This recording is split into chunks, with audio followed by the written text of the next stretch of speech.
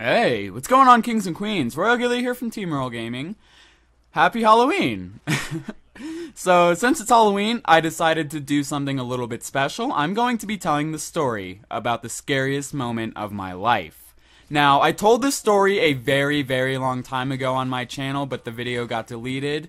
And I hope you guys don't remember it, or you haven't seen it at all, because, you know, I want something new and refreshing. But then again, this might not even be the scariest moment of my life because I've had a gun pulled on me, I've watched gangsters beat up my friends, and I did videos on both of those already. But this one is still pretty far up there, especially because I was so young. And, you know, if it happened to me now, it wouldn't have been so scary, but since I was so young, it was just so terrifying. But yeah, so I was probably 9 or 10 years old, and I was at an overnight summer camp. It was like a week long, and it was in the middle of nowhere, like 6 hours away from my house, and it was in the mountains because I live in Colorado. And for the most part, it was really, really, really fun. Like, arguably the top 10 best moments of my life. Just because, you know, I'm with my friends and stuff away from parents, which was kind of weird, but it was also really fun. I remember, like, we would TP the other cabins and stuff. And I remember rubbing my bare butt on some kid's pillow. That was pretty zany and fun. But we just did lots of silly things. We were kind of bad kids. And here, you know what? Here's a picture of me when I was at the summer camp. I remember they took photos, and this is me. Look at me. I'm a kind of a crazy little guy. But yeah, this was just a lot of fun. I remember they would have dances every night, and I ended up dancing with like 25 girls. It was awesome, right? But yeah, we were there for a week, and towards like the end of the week, I think it was like the 4th or 5th day, I remember laying in my bunk because there was bunk beds. You know what I mean, dog? You know what I'm saying? Sorry, okay. So anyways, I was laying in my bed, and it's bedtime, you know, the lights are out, everybody's supposed to be going to sleep. But there was this kid, and he was probably the oldest kid in the summer camp. He was like 17 or 16 years old, and he came up to me right next to my bed, and he just whispered, he's like, dude, I am really high right now. And I didn't even know what that meant at the time, so I just kind of giggled. And then he kept on going. He's like, yeah, man, I can really feel it right now. And I didn't think much of it. I was just like, okay, whatever. And then he like walked off and went and told more people, so I was just like, all right, whatever, dude. And I just kind of tried to go back to sleep. So then after this guy had told a few more people, he just went and laid in his bed and everything was all good. About 30 minutes later, you know, about roughly half an hour, 5 camp counselors rushed in the door and they turn on the lights and they're all calm, they're cool, they're just like, hey guys, we need you to meet in the commons, which was this big building where we ate food and just met and had meetings and shit. And so we're like, this is cool to us because we're like, oh, sweet, we don't have to go to bed early. We're all excited and, you know, we all just had to go sit in this building. And there was a few rumors going around like, oh my god, there's bears coming. We're getting attacked by bears. And, you know, I was just like, whatever, you know, mountain lions, bears, whatever. And we're just sitting there waiting. And after about 20 minutes of sitting and waiting, all of these, like, scientists came. They looked like scientists to me. They kind of looked like Bill Nye the Science Guy with lab coats and stuff.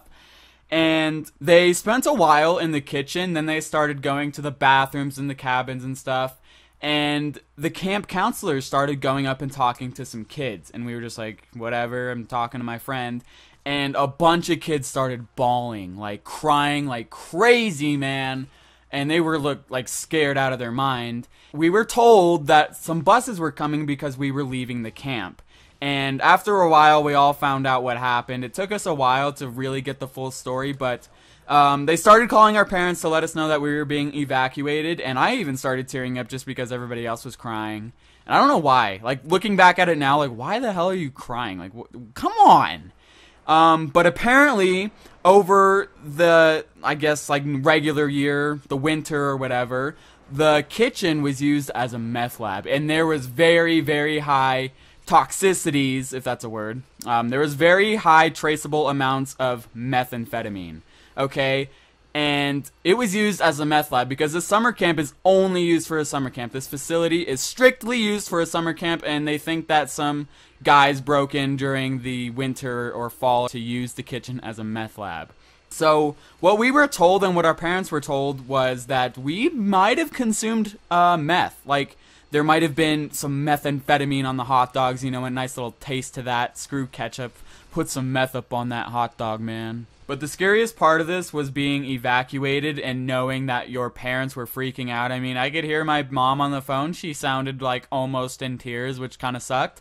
But it was crazy because we had got evacuated to this high school, and since we were so far out in the middle of nowhere, we had just had to find some place to sleep, and we slept in a gym, which really, really sucked. But the next few days were kind of cool because the summer camp still went on, and all I remember is this kid named Dylan, and I called him Dildo.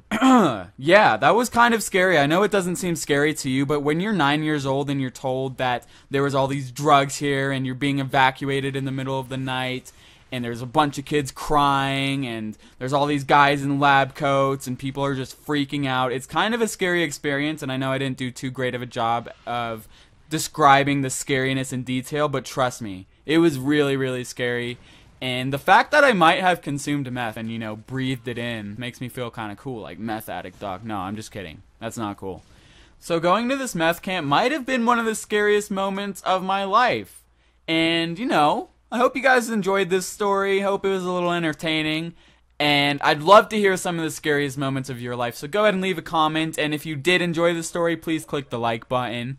And yeah, I hope you guys have a really great Halloween. I love you, kings and queens. See you in the next one. Goodbye!